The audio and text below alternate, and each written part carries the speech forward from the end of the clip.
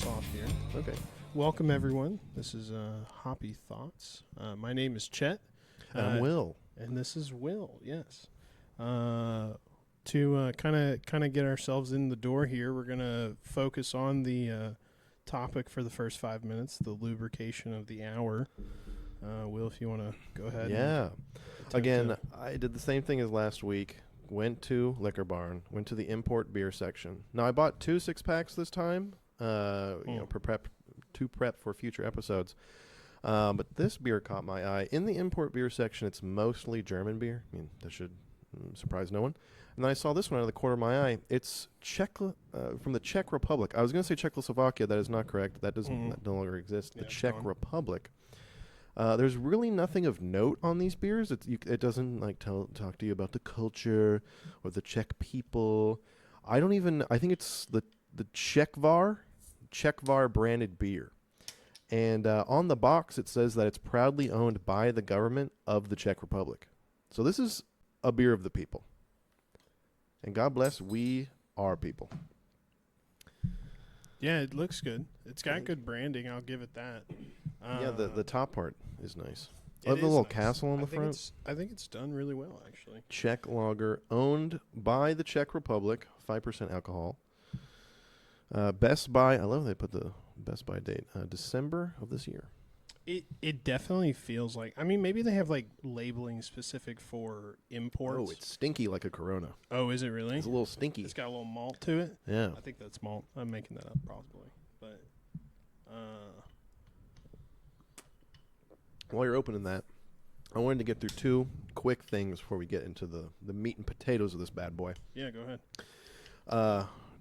2 things. Quick clarification. Last episode, I called my father-in-law stepdad. He's not my stepdad. And He's you your knew, stepdaddy. and you fucking knew that I said that was wrong. You didn't correct me. No, why And would I was confident. I was like, he's my stepdad. Yeah, yeah. Not and true. I really thought you were like kind of joking, No. but then it was even funnier that my initial response was just to call him your stepdad. Yeah. Not my stepdad. Really nice guy. I mean, I know stepdads sometimes have a bad rep or a good one. He's got a good one, but he's not my stepdad. And he Great played for us a banger. Banger. You front heard it intro. again. You heard it again earlier. Bangers by Chris Hall. At some point, maybe we'll get him on, talk about the things in his world. Who knows? Who freaking knows? I have 2 quick things. That was one. And then the other thing is last time we also talked about our golf business, and we kind of went back and forth. I had the idea of like a more training-centric gym, private, right? You had kind of an idea to expand that into a walk-ins available, there's beer and things, come and have a good time, right? Yeah, more entertainment. And there could be other things, right?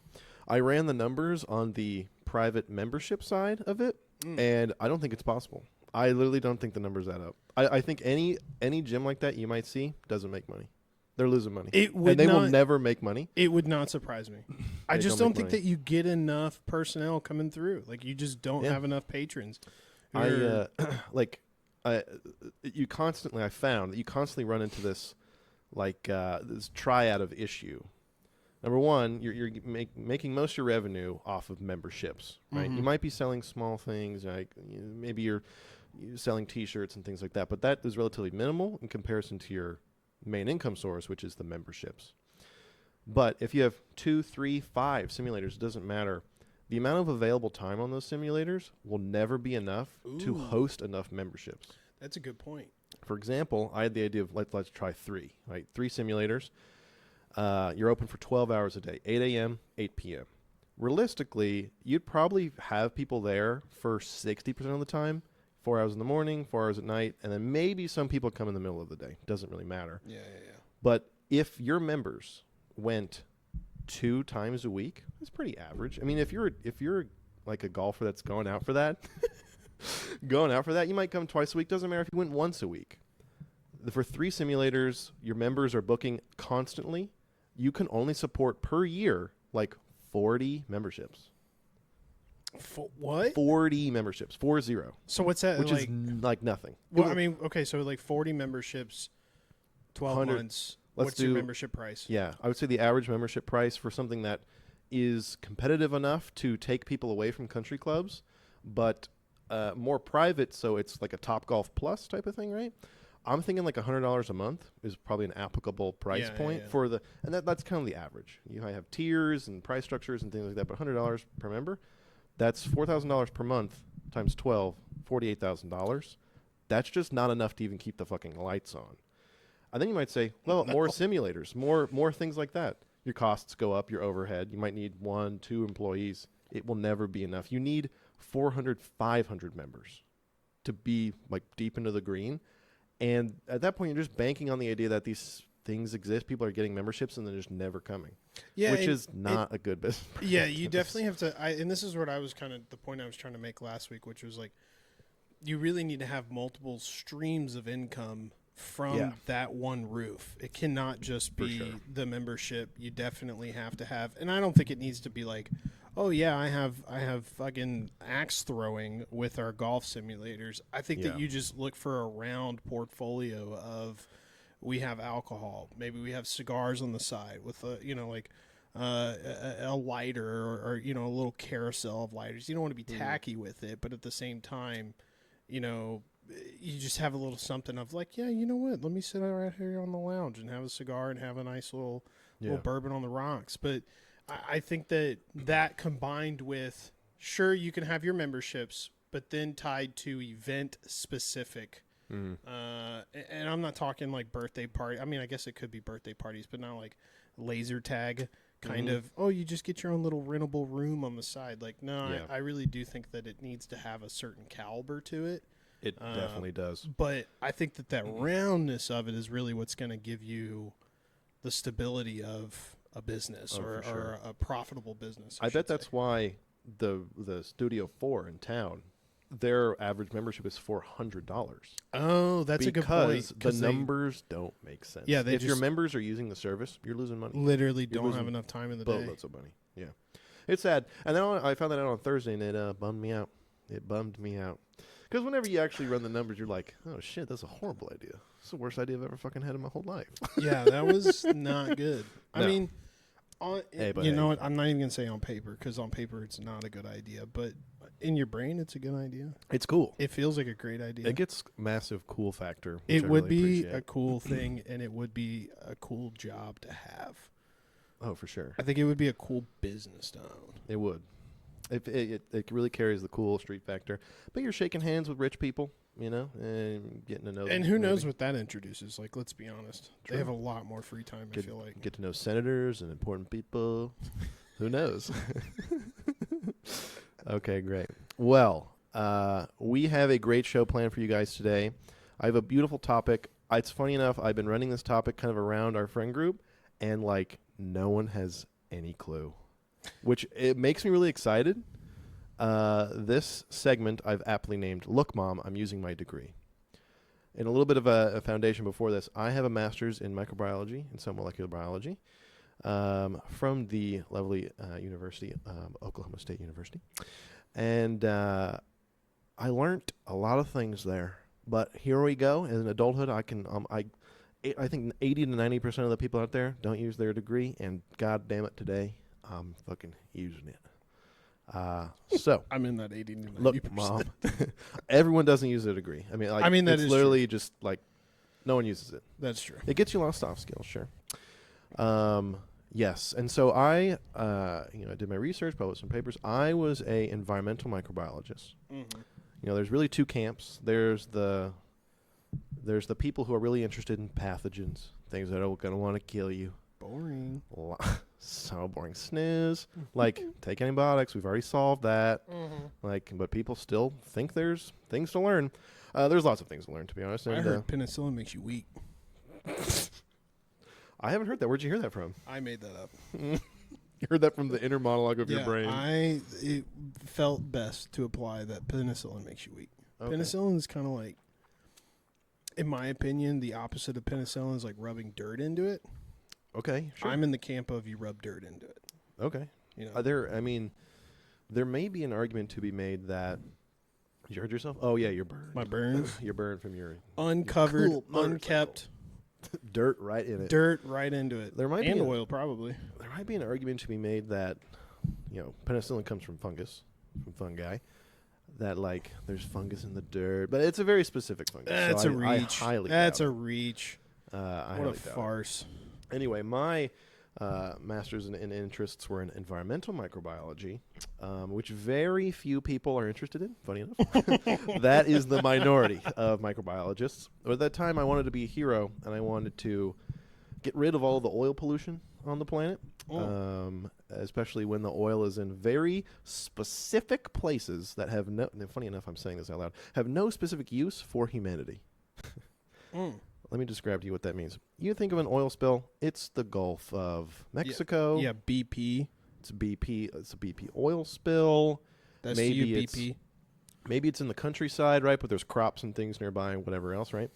My research was in like highly salty environments, like the salt plains in Utah, or like industrial salty sludge from oil fracking operations, things like that. And it's like, who's really going there and like partying at the salt flats? I mean, some people do, right? But so where does the McDonald's pink slime come in on that?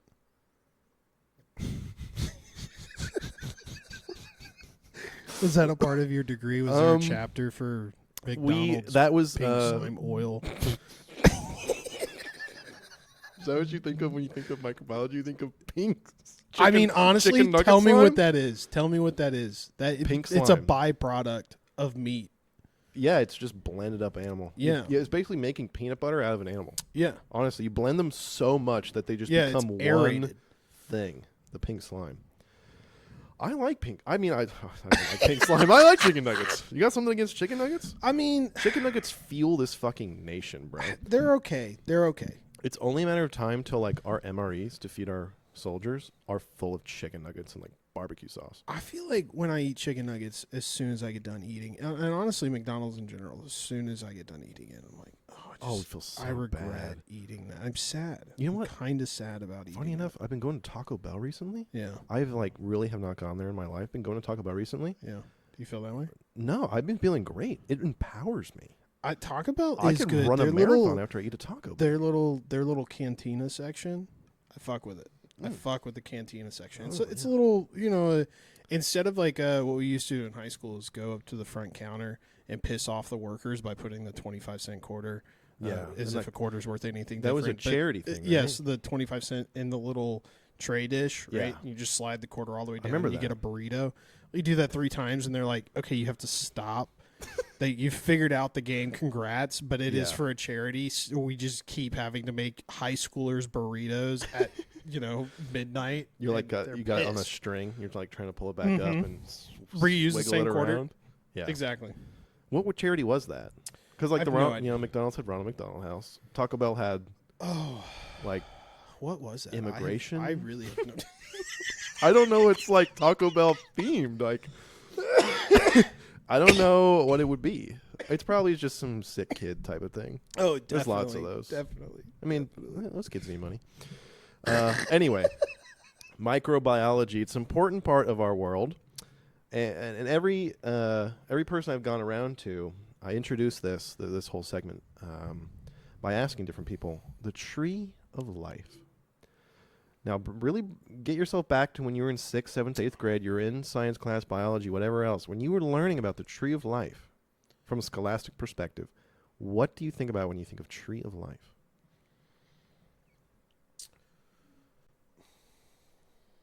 Okay, honest to God answer. Honest opinion. I do kind of hate how true is mentioned by our friends earlier that the first thing you think of is like Bug's Life. Yeah, and that's the just Lion a big King, tree, and it's just a centralized tree. The Lion King didn't even have a big tree. It had a rock. Oh shit! It had a fucking big rock. Yeah, Pride Rock. Like Pride Rock. Yeah, that's actually very true. Yeah. Yeah, so, but I totally think of Disney World, and I really hate this. I really hate this idea that like Disney has brainwashed us so significantly that I can't think of anything else except for a very literal tree. Yeah.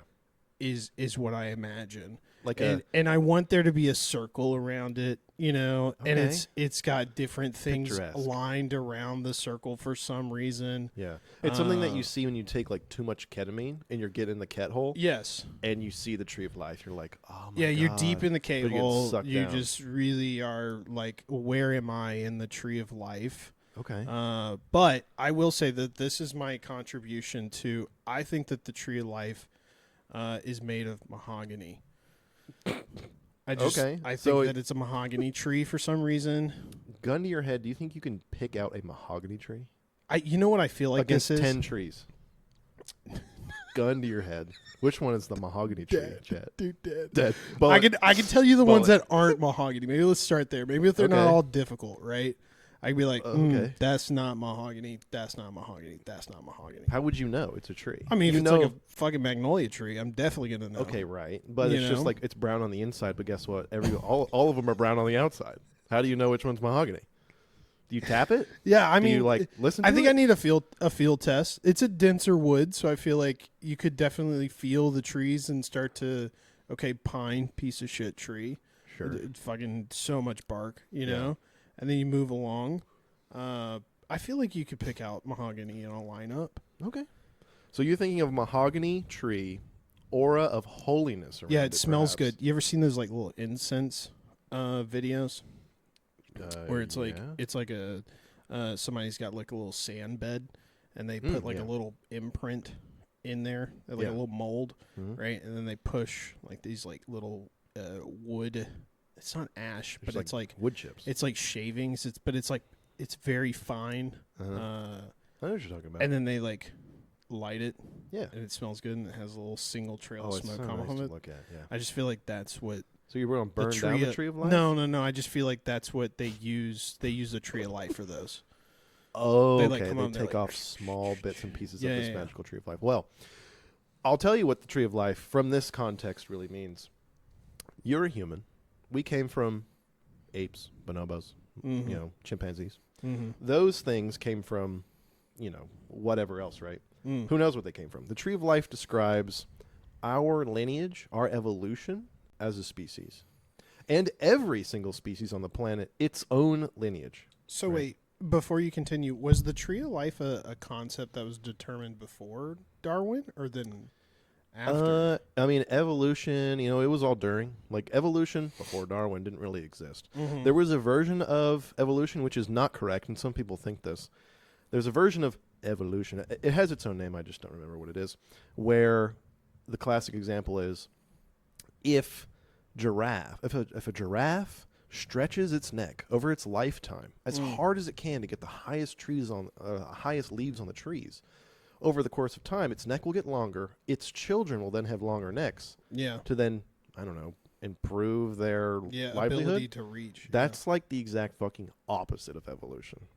okay. The idea here is randomly, right? A giraffe may or may not be born with longer necks. Yeah. And if over that time, if a lot of giraffes are born with longer necks and there are droughts and things, the giraffes with longer necks just survive better than the giraffes with shorter necks. Okay. So the giraffes with shorter necks die off, and the ones with longer necks stick around because they're having babies. They're having little baby giraffes with long necks. yeah.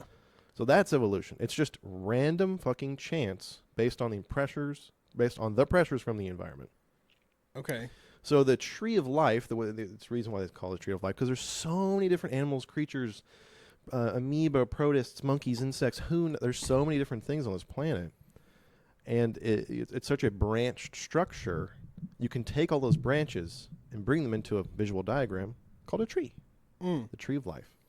And at the core foundation of this tree of life, you zoom all the way out, and you get three major segments of this tree of life. Okay. The first major segment, which everyone is most familiar with, is the eukaryotes. Okay. Don't ask me to spell it. It's got Yeah. a K in there. I wrote it down. I could spell it for you. But eukaryotes. That is essentially all multicellular creatures, including some single-cell creatures like amoebas and protists and things. But that includes insects and animals and birds and fish. All of that life is eukaryotes, Okay. eukaryotic organisms. And then another major third are prokaryotic organisms. These are your bacteria. It's almost exclusively bacteria. Honestly, I don't know what else it would be other than bacteria? Bacteria, right? The things that infect you, Yeah. make you sick, whatever else. But there is a third. Do you think you could even think about what that would be? I only know because we've already previously talked about this, but don't ask me to remember the name because I can't. But I can. I did kind of spoil it the other day. I can describe them in terms of what I think they are, and then you can give us the Sure. Hot or cold. Oh yeah, exactly. So in my mind, what these guys are is the tiniest little shrimp that you've ever seen. Okay, they're shrimp. Tiny little shrimp. That's what they look like. And they don't actually have little claws, but they're tiny little shrimp. Okay. And they have tiny little legs, and they swim like that, right? Uh-huh. Yeah. And where and when they exist, right? Because I don't know, theoretically, they obviously exist now, but when did they start? I'm assuming they've been around for forever. Oh, since probably the dawn of life itself. Right, but it's always in like really hot or really, really cold. These shrimps. It's never, yes. There's never an in-between. There's never an in-between. They don't just like love normal temperatures. They're just kind of batshit. And they're like, yeah, let's go live in the lava vents in the ocean. Okay. Yeah. That's my description. So like little shrimps who just hang out on the edge. You know what? I would say, if you were in college, that would get partial credit. I mean, that's how I passed. That would get you like a C+ if in like my sophomore. That's exactly what I had. Micro class. They're little shrimps. they're the. Oh my god! Did that sound like the house was fucking collapsing? Dude, what is going on? Anywho, the crazy thing is the dogs right now. So to catch everyone up, what just happened? My dogs. I have 2 Great Pyrenees, very large. Huge.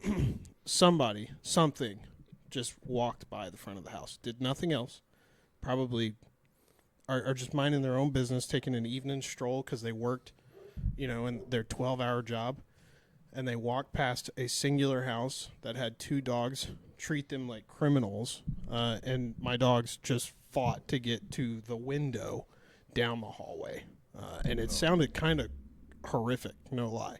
Oh, for sure. That was kind of scary. I have not been in the garage when they have done that, at least in a sense that like I was paying attention. Maybe I'm like playing music or something in here, but yeah, that freaked me out. That was when my heart kind of dropped for a little bit. I was like, holy shit, something's happening. 100%. Well, to get back to your extremo my shrimp people, the Red Bull the little shrimps. shrimp, yes.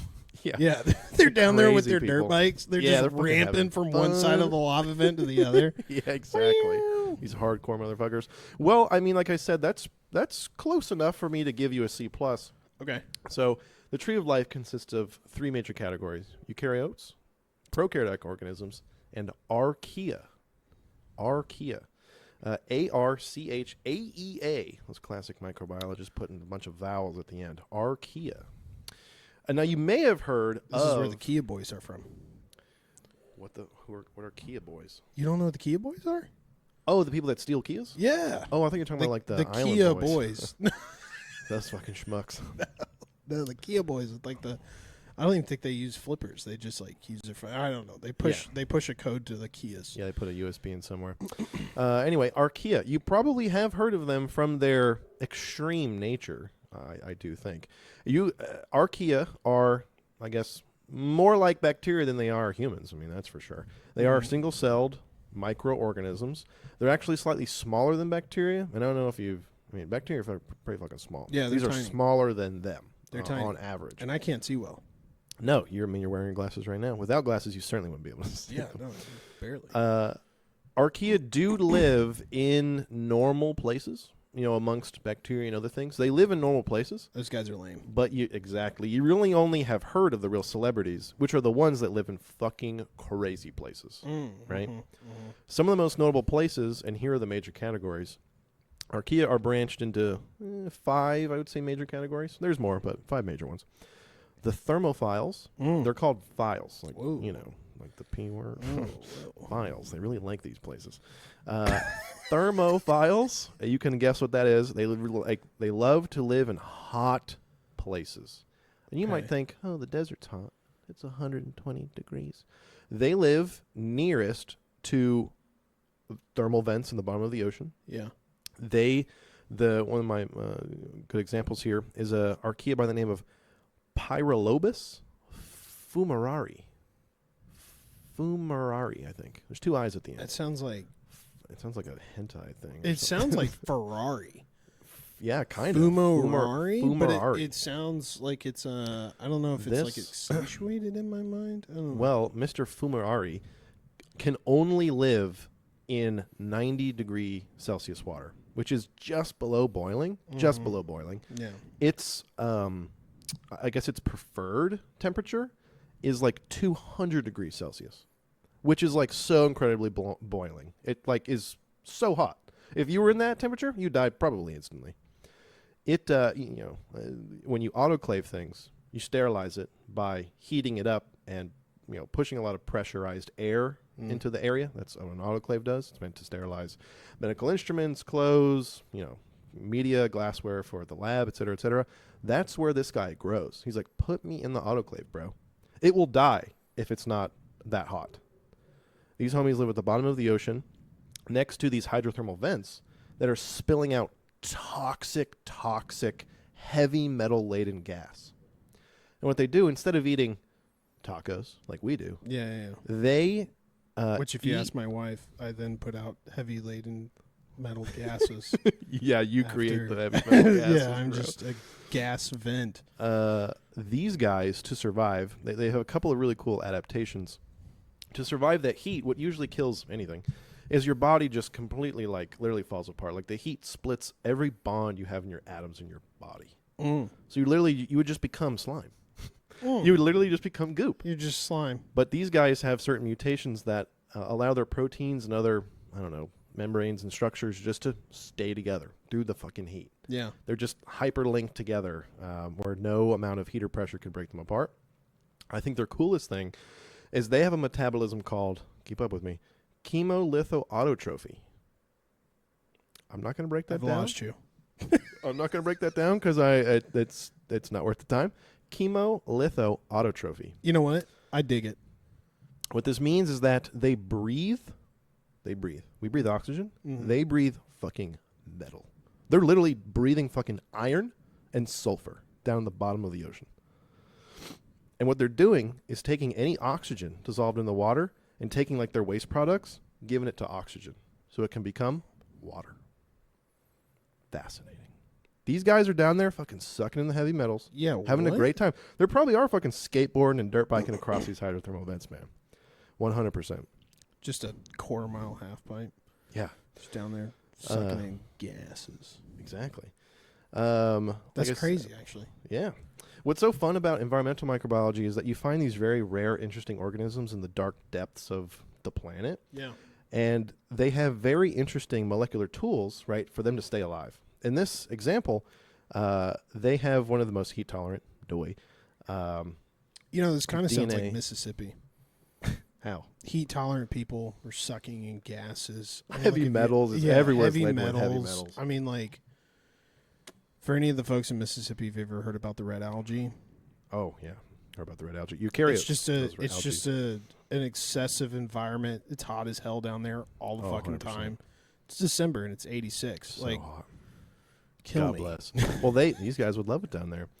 What makes them so interesting is that their protein, I guess, synthesis or composition has allowed for what I would refer to as microbiology or molecular biology's version of the wheel, right? Humankind invented the wheel, and then who knows where this microorganism helped invent and understand PCR, which has allowed us to detect viruses, right? Pathogens.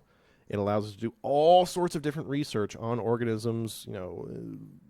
It essentially allows us to replicate any DNA that we want on demand. We're playing God. And these guys at the bottom of the ocean helped us do that. That's crazy. That's pretty cool.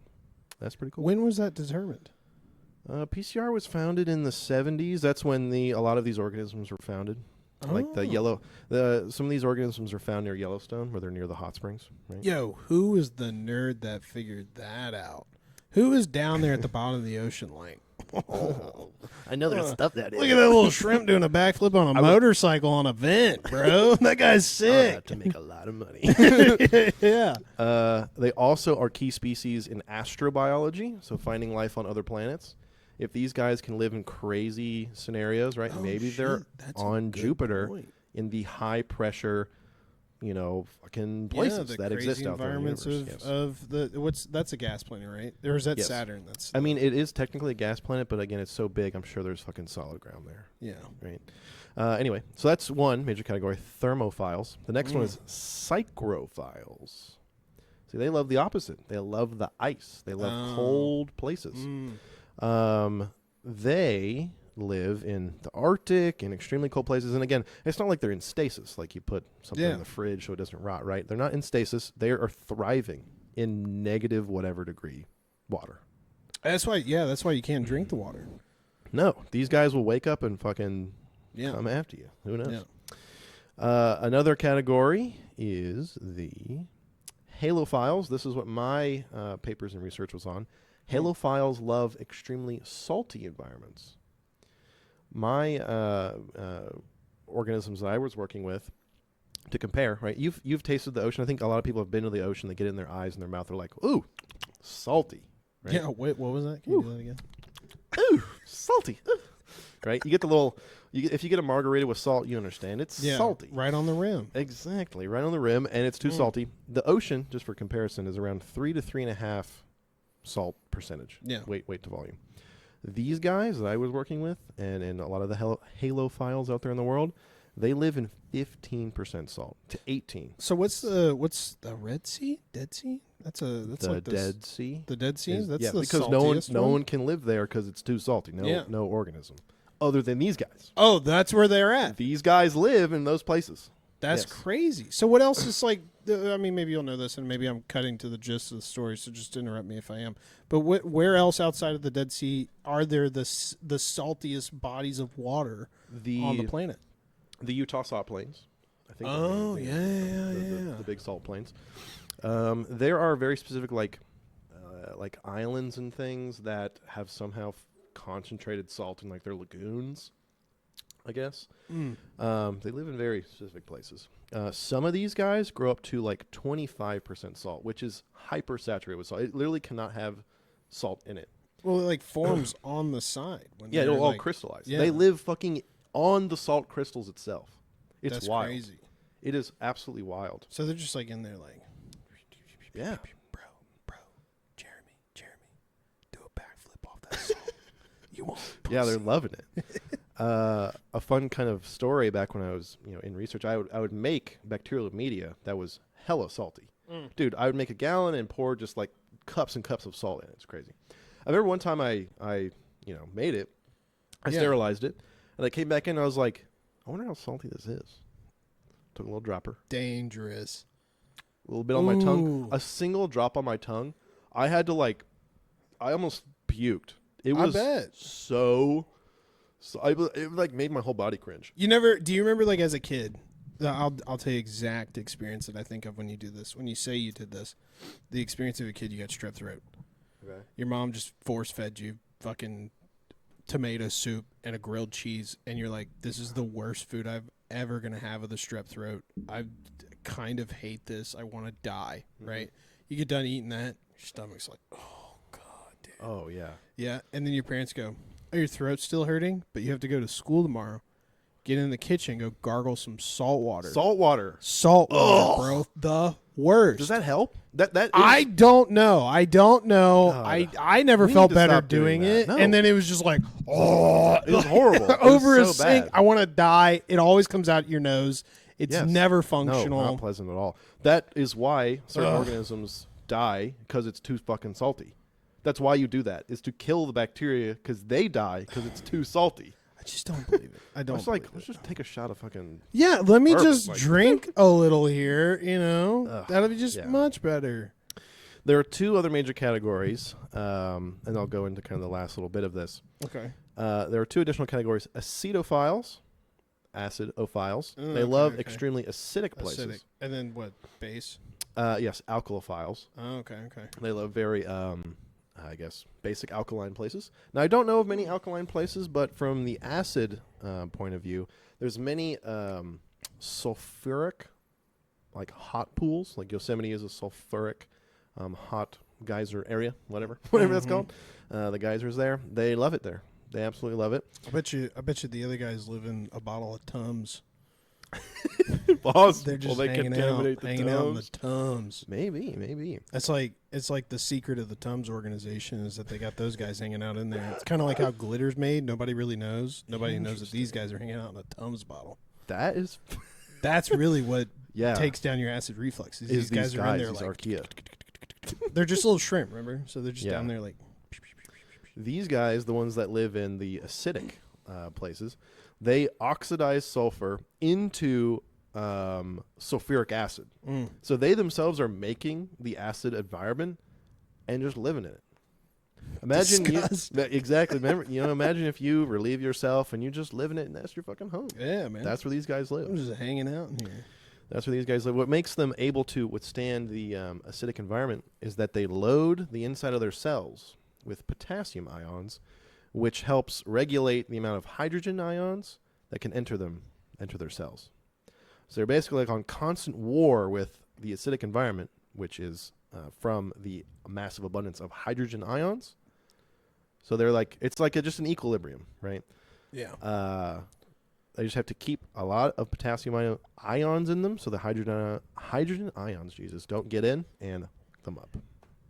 So I'm gonna give my description of what that means in my head. Like right as you're describing that, what am I imagining? Right. So chemistry. I actually did pretty well in chemistry. I enjoyed it. Okay. Didn't truly understand. We should do a chemistry quiz one day. No, we shouldn't. Okay. We really shouldn't. But what I think of when you do that is when two different colony of ants find the same source of food. Okay, yeah. And then there's like guys. War. Yeah, but they watch each other. They just yes, it's not a war. It's not a war. They just organized. You can have some, and I feel like there's just like a a mutual standoff there. Yeah, that reminds me. Quick tangent. You remember the movie Ants? Yeah. A-N-T-Z. Yeah. Do you remember the fucking war scene with the ants fighting the termites? Yes. Dude, that it's so graphic. Yes. I remember the termites like spitting acid on the ants. Yes. Like, being and they're burned. like, oh, yeah. Bro. Literally dying. What was the purpose of that movie? I don't know. Remember? I can't remember the plot line at all. Holy shit. Dude, I have to watch that movie now. That was insane. There was a whole thing, and they're like marching. They all got little ant helmets on. Yes, and they're getting completely decimated by the termites. There's like what was that called? Dismemberment. There's like literally dismemberment. Dismemberment. Literally all throughout that. Yes. No. Vividly. I remember. Graphic. Graphic. I remember like the neighborhood kid, who the anthill was on his front lawn. Property. He like flooded it. He took a fire hose to it and flooded it. And I remember like I think it was one of the last scenes. They make like an ant chain, and only like 2 of the ants survive, and all of the other ants died. I cannot believe that movie was a competitor to Bug's Life. It came out at the same time, I think. And then right after that, Saving Private Ryan was written off of ants. I think. Yeah, you're right. You're right. Tom Hanks starred as. He's like, we need to write Saving Private Ryan. So the termites are the Nazis. Is that what you're saying? Yeah, pretty much. Okay. I mean, I believe you. I mean, I don't like termites. Would they're ants bad. be Nazis? No, I think they're more like Italians. But the Italians were. They were on the Axis side. Yeah. No. They were with Germany. Yeah, that's what I'm saying. Oh, okay. Yeah. What were the signs? Axis and Allies. Well, okay, then yeah. No. Yeah. So the ants were not like Italy. So you're thinking they're good? Yeah, I'm thinking the ants are good. You don't think the termites are good? No. Who was invading who, honestly? Do we remember? No, I really don't, actually. I don't know. Maybe the termites were on the right side of history. We should watch this. Yeah, we should watch it. Anyway, in these last parts of this segment, right, we're learning about these fantastic and special organisms. Again, a third of the biodiversity on this planet are these special organisms. So there's billions, trillions of them out there. And they're so diverse. A third. the tree of life, which consists of eukaryotic organisms, bacterial organisms, and archaea, they constitute a third of our genetic diversity on this planet. And what that means, or something interesting about them, right? As you can imagine, on any planet, any system in which there's water, there's whatever else, there are single-celled organisms that most likely develop. Thank you. Hey, man. We got to learn Czech for like cheers or something. Oh, that'd be something to learn. I get it. I think I just flicked that fly. Good. He's been bothering me. Yeah, he's been pissing me off. I've been watching him. You can imagine that on any system, single-celled life is the first one to start. Right? You can't just have chimps. We can't just jump to chimps. Yeah, no. It has to start with a single-celled organism. The current theory of how eukaryotic organisms came about, multicellular organisms, is that it was actually a term called symbiogenesis. Okay. The archaea and bacteria were at one time half of the biodiversity, half archaea, half bacteria. There was a moment in time, millions and millions of years ago, maybe even billions, where archaea and bacteria teamed up. Oh, shit. They were like, hey, guys, we like what you got. You like what we got. Let's collab. They did a fucking collab, and they more or less, I think the leading theory is that archaea, consumed or merged with a bacterial cell. And what happens is that when the bacteria becomes engulfed, and it's like that for a certain amount of time, the host, how do I describe this? So the bacteria that is engulfed, the engulfee, not the engulfed. Describe it in terms of Red Bull jumps. I don't think you can do that. Let's So we got a toboggan and it's coming down, right? But this really quickly turns into a motocross event that's going over the toboggan sled over a hydrotherm event. When the archaea, they teamed up, they did a collab. Yeah. When the archaea, just think of one single cell, it engulfed a bacterial cell. Okay. Over time, they're both living and cohabitating, but one is living inside of another one. Oh, right? Wow. Inside of it? Inside of it. Whoa. Over time, the bacteria loses certain genes because it no longer needs them. Because the archaea already has those genes to help support the bacteria. For instance, bacteria, before it was engulfed by the archaea, it had to have mechanisms for DNA replication, and mutation, repair, and all these things. When you're living inside of an archaea, the archaea can just take over those jobs for you. So you, as the bacteria, become hyper-specialized in certain things, right? And your essentially genes become extremely simplified. Yeah. Right? Because you don't need all this other complicated stuff. You don't need a flagella. That's the tail that moves them around. You don't need all these protection mechanisms. You don't need any of that. Because the archaea, your daddy, he's fucking got your back. Yeah, right? And he's got the mitochondria. I'm getting to that. Oh, dude, shit, I'm fucking getting to that, bro. No way. Dude, no way. Holy shit, yeah. All right, I'll dude, stop there. Almost there. I won't stop. So the whole reason why they teamed up is because the archaea was like, hey, bacteria, I'm missing some important stuff that you got. And bacteria was like, no shit. Hit me up. No shit. So the idea is that the bacteria that the archaea engulfed became so simple but so specialized that it over time essentially evolved into a simpler, more ancient form of a mitochondria. Whoa. Our mitochondria. The powerhouse of the cell. The powerhouse of the cell. That's right. It makes fucking ATP, baby. Dude, there's no way. I don't know what that means, but sure, yeah. There's no way that what? That's crazy. Yeah. This is how, again, the theory is that this is how eukaryotic organisms, complex organisms started. Archaea engulfed bacteria. Bacteria then became simplistic in the archaea's body. Became hyper-specialized in something. Their genes became redundant. They got rid of them. And in certain cases, it became organelles, right? Our cells contain organelles. The mitochondria is the biggest and best example. Our mitochondria that we have today in every single one of our cells, we are made up of trillions of cells, billions, trillions. Yeah. Every single one of our cells has a mitochondria in it. Every single one of your cells that have mitochondria in it, which is all of them. Because it's a powerhouse of the cell. Your mitochondria have DNA in them. Yeah. That's how? Where'd that DNA come from? Crazy. Ancient bacteria are living inside of you, in a sense. And to carry on from... And archaea did this and allowed us to become what we are today, and no one fucking knows about them. But you know what's crazy about that? I can see where credit is not being given to them, and it's because nobody can really see them. But Okay. I'll give you an example that I think kind of aids to this description of in nature. There's a lot of like symbiotic relationships. That's One in what particular. symbiogenesis comes from. The symbiotic Oh, no relationship. shit, Yes, really? it all comes. Isn't this fun? Oh my god! Isn't this fun? No, You're gonna get a my PhD soon. favorite of symbiotic relationships, right? I think that people talk about like the remora fish Okay. on Oh, sharks. Right? sharks. Yeah. That's one.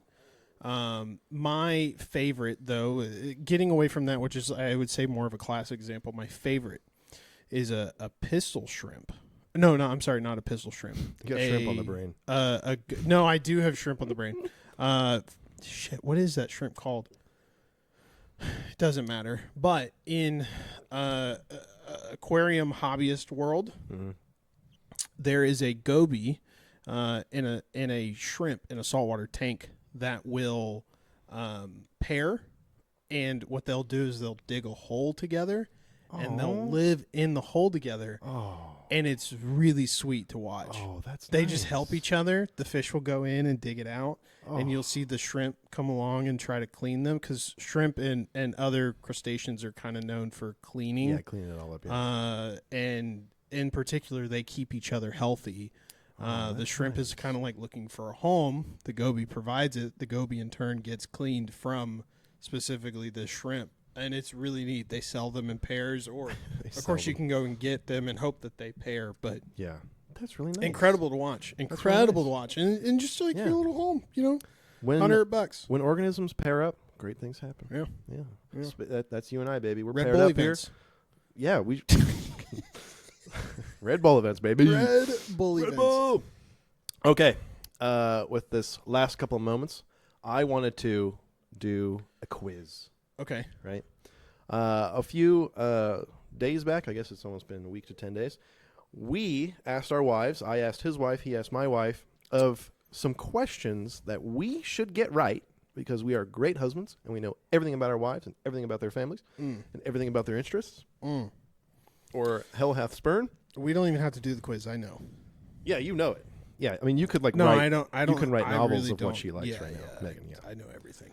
So, what I have a thought for us here, the goal here is we ask each other 5 questions. The other person needs to get at least 3 of them correct. That's a 60%. That's passing. That's a degree. And if you cannot get 3 out of 5 correct, you spin the wheel. You spin the wheel of good fortune. What's and happy times. 2 questions for you. One, do you happen to have Shelby's questions? She sent me her answers. I have Megan's questions for you. You should have them for me. I don't know what the questions are. I have them, but I'm not able to get them right now. They're on your phone? Oh, yeah, I can pull them up on my phone. So, yes, if you have them, because I think she sent them to me via I can text hand you my message, phone. though. We'll do it like one after the other. Okay. I'll go first, ask you the questions. Okay. Then You have them separate. They're in the we Google can potentially Docs, right? cut this out, too, if we need to. They're in the Google Docs, right? I didn't think write that them down? Shelby gave them via text message. Oh, well, then I don't have them. Oh. Okay, well, I'll do you this time.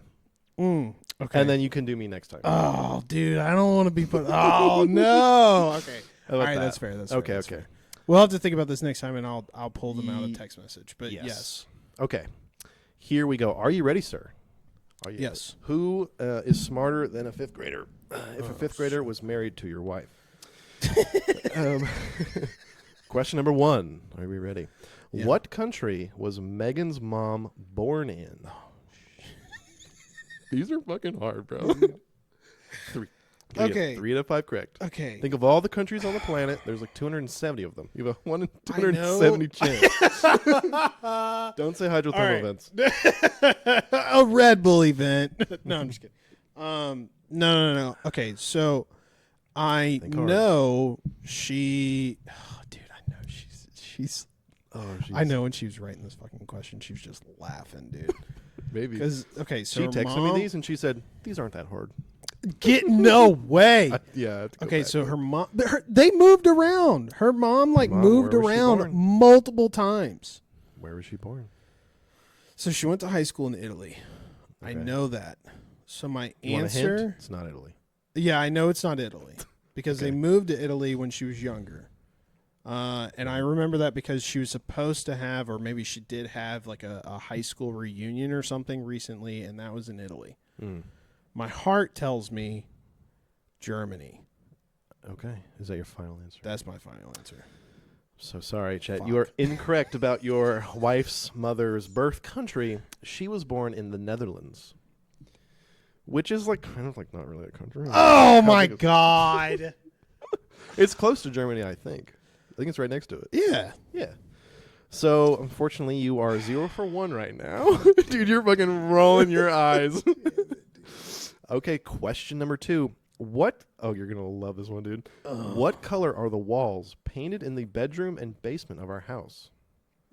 I'm looking for the specific... The actual fucking color? I Oh, can't just say white because that's what they're painted. You cannot say white. Oh. Because there's like All right, 100 you different ready? whites. You ready? You ready? Yeah. Alabaster. Alabaster is Fuck correct. yeah, dude. Oh, hell yeah, dude. That one just came to my head as soon as I said white. I was like, Yes. oh, wait, it's alabaster. I knew that one. Alabaster, yeah. I knew that one. Someone over there in the stack of paint cans. I can't see Still it. have I it. can't see it. I cannot see it. Great, man. Well, you're 1 for 1. I was okay. You're doing pretty good. Yeah. 50% at this point. Question number 3. What month was Maxwell born?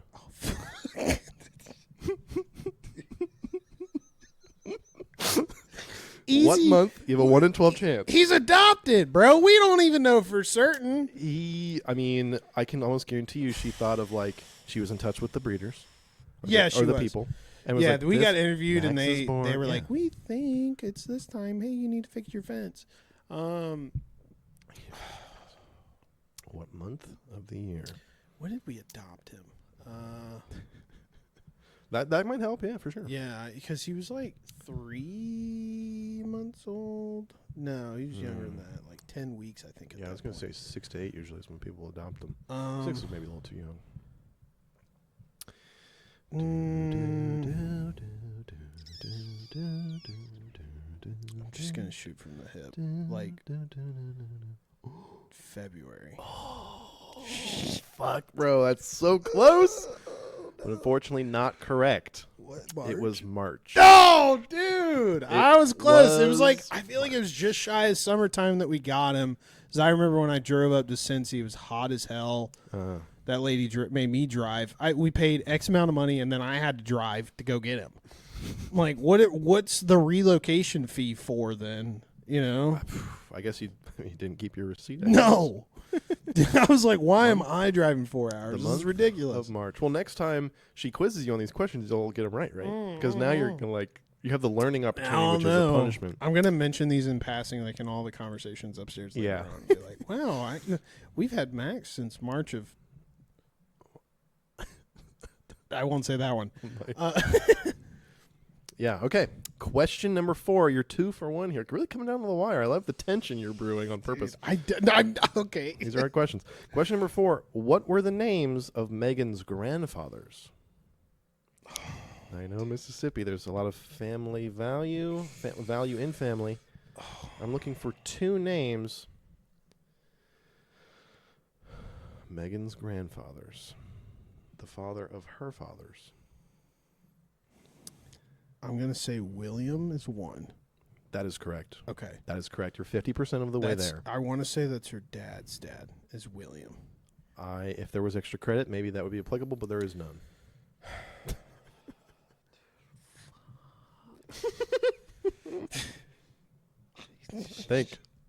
Think, Chet.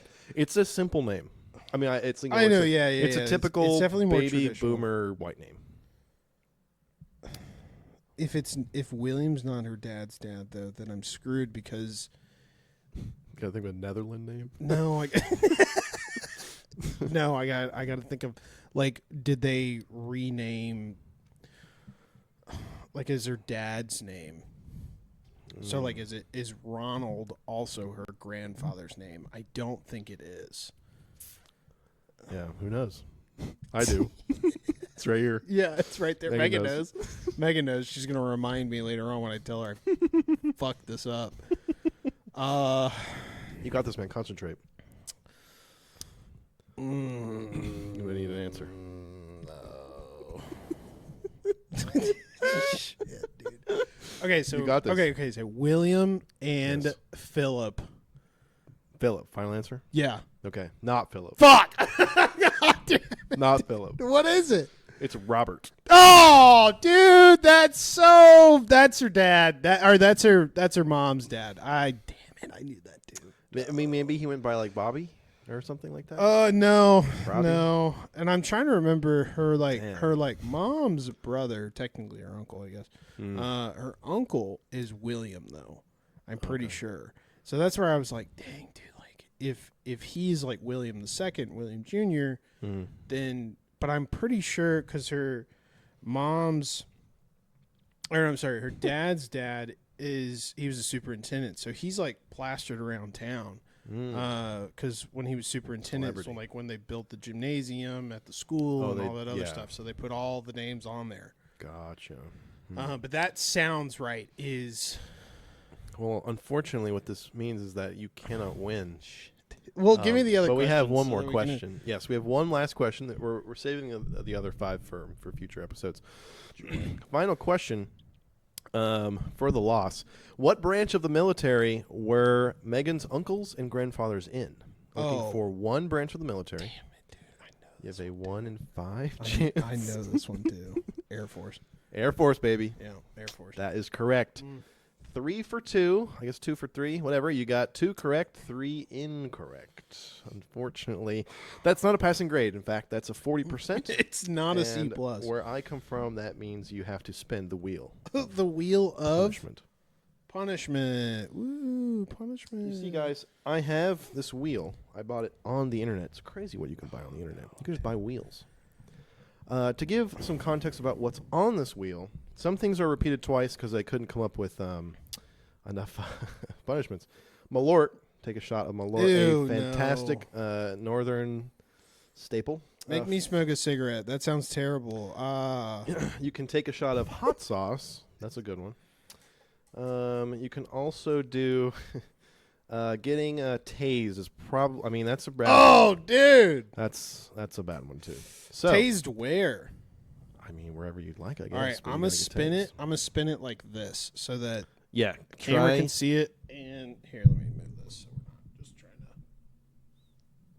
to. Ooh, it's Yes. way heavier. Yeah, than it is. It's a quality wheel. All right, so we got. Yes. It's kind of hard I'm to see gonna the read words. off a couple of these. Wife does your makeup. Read the Yes. last thing you Googled. Oh, dude. You already know the last thing I Googled? That'd be crazy. Oh, hot shots. Spin again. Roast photo. Malort, which for anybody who doesn't know what Malort is, it's a liqueur out of Chicago. It is horrendous. I've heard it compared to like bitter dirt. Like it's Oh, like it's- a bitter dirt it's- flavor. My favorite description that I tell everyone is it's like if you boiled down rubber bands and distilled the water. It's horrendous. Sounds bad. $40 to charity. I Quite feel a like I'm punishment. getting off easy at that one. Oh yeah, that's Spin like, again. for the kids. That's a Taco Bell one right there. Call back. What is? Oh no, drinking for a week, Quite a punishment. dude. What the fuck? Give your liver. Thank some God time I to- just cut the grass. Hot shots again. Well, get to spinning, man. tased. Yeah, and then roast photo. This is for you to discover. Motherfucker, dude. If I start on Malorts, statistically, it would be crazy to end on Malorts, right? It could be. It's on there twice. All right, can you see? Yeah, I could see. Okay. Good enough. I have no idea. Give what it a this- good spin. Oh, it can handle it. I'm gonna spin the piss out of this. Go for it. I love that sound. Such a nice sound. Oh man, it landed on spin again. No, it didn't. No, it It didn't. landed on fucking spin again. Shit. Damn, the tension grows. Oh. Tension grows. dude. Malort. Oh my god. Someone was telling me the other day that they drink Malort for like. Oh, in their dude, I've free seen time. people who are like, yeah, I like Malorts casually. They need to be put in. Okay, you Satanist. Like, Yeah, they need what to a be put on the freak. Oh, no, thank you. Let's see, man. Another good spin. That was a great spin. You know, if you You were know what graded they on have? spinning, that was a good one. That was a good one. Okay, good. You know what they have as somebody who drinks Malorts casually? Tums. Tums, baby. Haliophiles. That was okay. Oh no, alkalophiles. Or Alkalophiles. Yes. Yes. Alkalophiles. Okay, I learned Man, something. that's a B plus, man. Whoo, except for when it comes to my wife.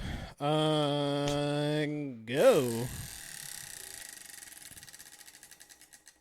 Oh, suspense. I think you got off. Go ahead, read it. No way. I was gonna say you got off easy.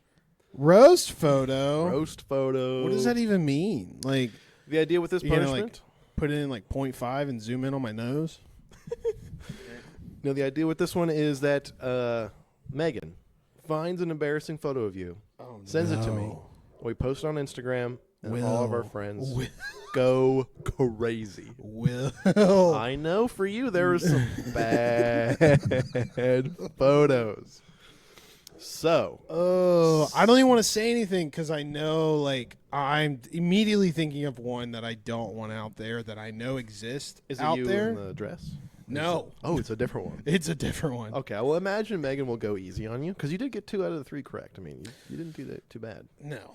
Okay. If there's anything Megan's done, it's never gone easy on me. And I get to say that because I know she's not watching. Well, hey, I'm proud of you. Thank you for spinning the wheel. Again, 2 out of 5 is, I would say, not bad for the caliber of questions these were. Yours are tough, by the way. And, I imagine they're near impossible. I can't wait. Near I impossible. read the answers. I was like, dude, there'd be no way I was getting these right. Oh, no, I'm screwed. I'm going to be spinning the wheel. Honestly, I guarantee might it. try to make you drink more just because I feel like that's really the hard part of this is like make you have a couple of beers and then go into it. And it's like, oh, shit. Yeah, it's going to be bad. Well, anyway, everyone stay tuned for Chet's embarrassing photo to be posted on the Instagram at Hoppy Thoughts Podcast. See it there. See people chew them up, spit them out. Hopefully Megan picks a good photo. Thank you all for listening. This is, again, the Hoppy Thoughts Podcast. I am Will. This is Chet. This is Chet. Thank you, everybody. Have a fantastic night. Always a pleasure. Yes. Cheers, everyone.